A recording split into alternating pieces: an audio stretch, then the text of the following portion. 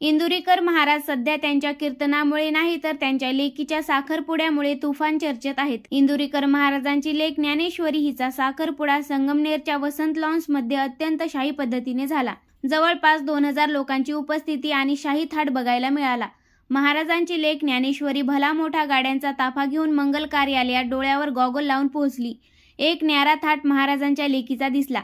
मात्र या साखरपुड्यातील फोटो आणि व्हिडिओ व्हायरल झाल्यानंतर प्रसिद्ध कीर्तनकार आणि समाज प्रबोधनकार निवृत्ती महाराज देशमुख उर्फ इंदुरीकर महाराज टीकेचे धनी ठरले. वारकरी संप्रदायाकडून त्यांच्यावर टीका झाली. कीर्तनात साधं लग्न करण्याचा उपदेश देणारे महाराज लेकीच्या साखरपुड्यात पैशाची उधळण करताना दिसले. लेकीच्या साखरपुड्यानंतर महाराजांवर सतत टीका होत असतानाच आता महाराजांनी यावर थेट भाष्य केले. फक्त भाष्यच नाही तर महाराजांनी अत्यंत मोठे विधान करत लवकरच निर्णय घेणार असल्याचे म्हटले. सततच्या टीकेमुळे इंदुरीकर महाराज नाराज झाले आहेत.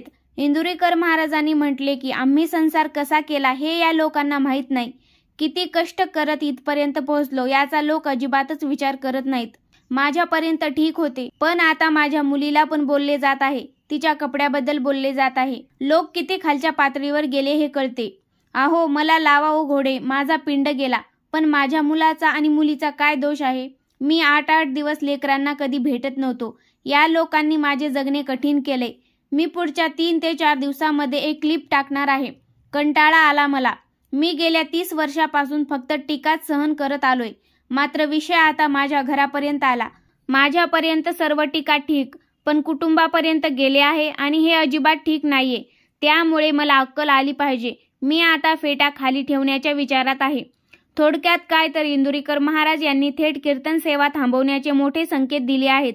सर्व सहन करण्यापलीकडे गेल्याचे त्यांनी म्हटले आहे. इंदुरीकर महाराजांनी पुढील काही दिवसांमध्ये व्हिडिओ तयार करणार असल्याचेही म्हटले आहे.